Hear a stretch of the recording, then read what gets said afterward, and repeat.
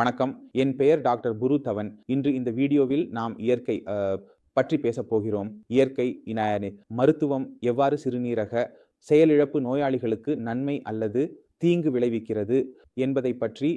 இயற்கை அப்படிங்கிறது ஒரு அமைப்பு. இதில் நாம் மருந்துகளை பயன்படுத்தி பலவிதமான சிகிச்சைகளை பயன்படுத்துகிறோம். அது தெரபி ஆகட்டும் அல்லது அது உணவு மாற்றம் ஆகட்டும், இந்த மல்டி சிஸ்டம் இதில் செயல்படுகிறது. இப்போது இன்று ஒரு நோயாளி டாக்டர் சார், நான் ஒரு சிகிச்சை எடுத்தேன் என்று சொன்னால், நாம் அவரிடம் நீங்கள் என்ன செய்தீர்கள், அவர்கள் என்ன செய்தார்கள் என்று கேட்கிறோம். அப்போது ஒரு பொதுவான பிரச்சனை நாம் காண்கிறோம். அதாவது நோயாளியின் தானியம், அதாவது கோதுமை மற்றும் அரிசி முழுமையாக நிறுத்தப்படுகிறது. நோயாளி முழுமையாக பழங்கள் மற்றும் காய்கறிகளிலேயே வைக்கப்படுகிறார். பந்து போன்ற காய்கறிகள் அல்லது பழங்கள் இருக்கின்றன.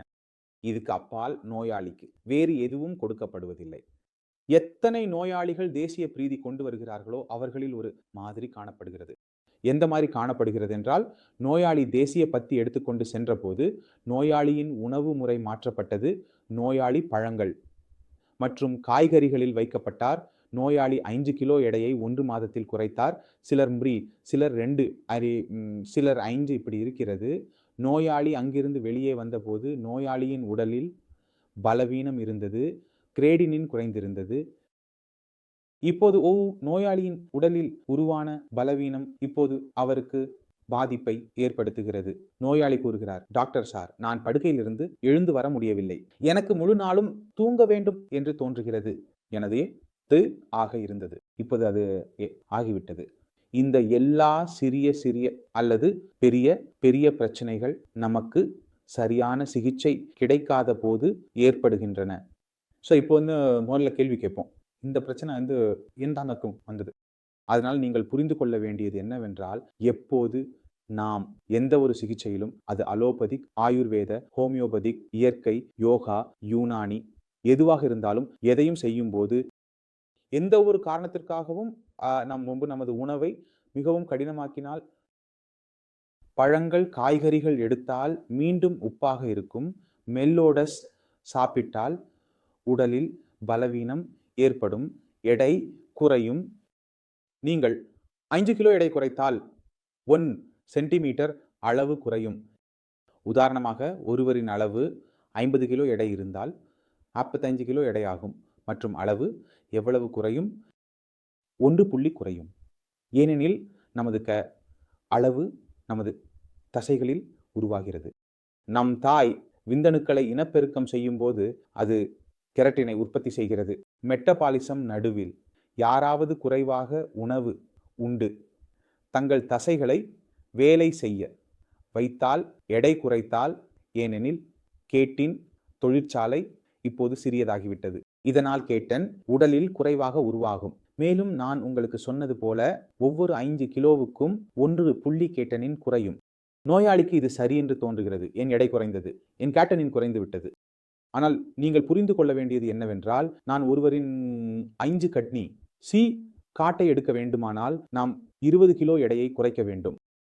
நோயாளியின் எடை 60 கிலோ மாக்கு. நோயாளியின் எடை 40 கிலோ ஆகிவிட்டால் நோயாளியின் நிலை என்ன ஆகும்? அவர் படுக்கையிலிருந்து எழுந்து வர முடியுமா என்று நீங்கள் யோசிக்கிறீர்கள். உடலில் எலும்புகள் மட்டுமே இருக்கும். அனைத்து மாம்சமும் முழுவதும் அழிந்துவிடும். நோயாளியின் உடல் மிகவும் பலவீனமாகிவிடும். நோயாளியால் எழுந்து உட்கார முடியாது. இரத்தம் உடலில் உருவாகவில்லை. வீக்கம் ஏற்படுகிறது. சுவாசிக்க கஷ்டமாக இருக்கும். இவை அனைத்தும் நமக்கு காண கிடைக்கும். நாம் எப்போதும் கவனத்தில் கொள்ள வேண்டியது என்னவென்றால், நமது உடலில் போதுமான சக்தி இருக்க வேண்டும். அதாவது மிகவும் மோசமான விஷயமாக இருந்தாலும் டயாலிசிஸ் கூட நடக்கும்போது உடல் அதை தாங்க வேண்டும். இப்போது நீங்கள் உங்கள் எடையை குறைத்திருந்தால், உடலை பலவீனமாக்கி இருந்தால், அது கிட்னி சரியாகியதால் இல்லை, அது நாங்கள் குறைத்ததால் தான் ஏற்பட்டது.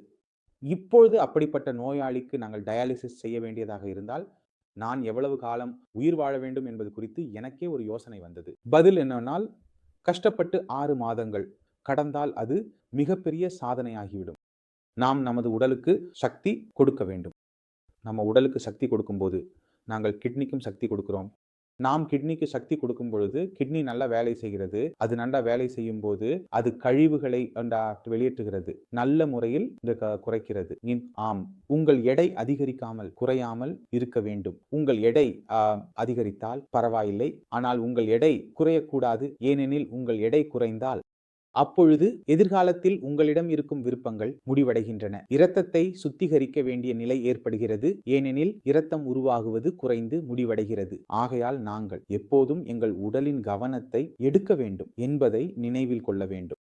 நீங்கள் உங்களுடைய உடலின் கவனத்தை எடுத்துக்கொள்கிறீர்கள் என்றால் நீங்கள் உங்கள் கிட்னியின் கவனத்தையும் எடுத்துக்கொள்கிறீர்கள். நீங்கள் கிட்னியின் கவனத்தை எடுத்துக்கொள்கிறீர்கள் என்றால் கிட்னி முன்னதாகவே சிறப்பாக செயல்படும், கழிவுகளை வெளியேற்றும், அதன் செயல்திறனை அதிகரிக்கும், எடையை குறைக்காமல். எந்த கிட்னி நோயாளியும் முதலில் செய்ய வேண்டிய வேலை இது. உங்கள் இரத்த அழுத்தம் மற்றும் சர்க்கரை மீது கவனம் செலுத்துங்கள். ஏனெனில் 80% கிட்னிகள் இவை இரண்டின் காரணமாகவே பாதிக்கப்படுகின்றன. அல்லது இரத்த அழுத்தம் இருக்கும் அல்லது அது சர்க்கரை இருக்கும். உங்களுடைய இரத்த அழுத்தம் அதிகமாக இருந்தால், உங்கள் சர்க்கரை அதிகமாக இருந்தால், நீங்கள் எந்த மருத்துவ முறையையும் பயன்படுத்தினாலும் உங்கள் கிட்னி பாதிக்கப்படுவதையே தொடரும். ஏனெனில் கிட்னி தினமும் இரத்த அழுத்தத்தை எதிர்கொள்ள வேண்டியிருக்கும், தினமும் சர்க்கரையை எதிர்கொள்ள வேண்டியிருக்கும், மற்றும் தினமும் சிறிது சிறிது பாதிப்பு சேர்ந்து பெரியதாக மாறுகிறது. இதனால் எடை குறைப்பதன் மூலம் கிட்னி பாதிப்பு வேகமாக அதிகரிக்க தொடங்குகிறது.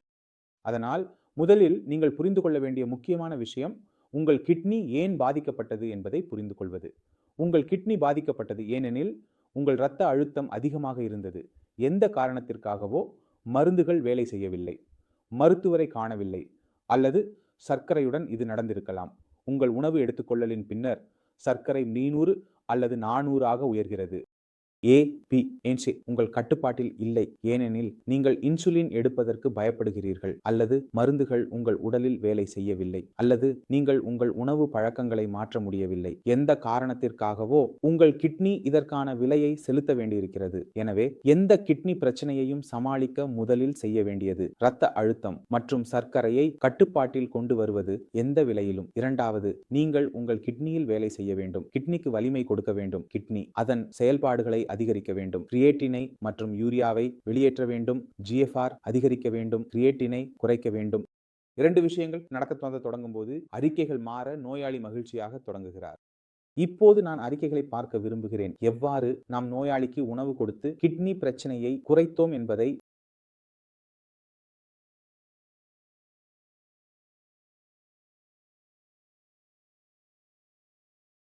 ஆகவே நீங்கள் புரிந்தீர்கள், நாம் கிட்னி நோயின் மூல காரணத்தில் வேலை செய்யும் போது இரத்த அழுத்தம் மற்றும் சர்க்கரை அளவை சரி பராமரித்து அதை 24 மணி நேரமும் கட்டுப்பாட்டில் வைத்திருப்பதன் மூலம் நமக்கு கவர்ச்சிகரமான முடிவுகள் கிடைக்கும். இந்த வீடியோவில் நீங்கள் விஷயங்களை புரிவீர்கள். இருந்தாலும் மனதில் ஏதேனும் சந்தேகம் இருந்தால் அல்லது ஏதேனும் கேட்க விரும்பினால் வரவேற்கிறோம். நீங்கள் சந்தேகங்களை தீர்க்கலாம், டாக்டர்களுடன் பேசலாம். இதனுடைய எனக்கு அனுமதி அளியுங்கள். அடுத்த வீடியோவில் சந்திப்போம். அதுவரை வணக்கம்.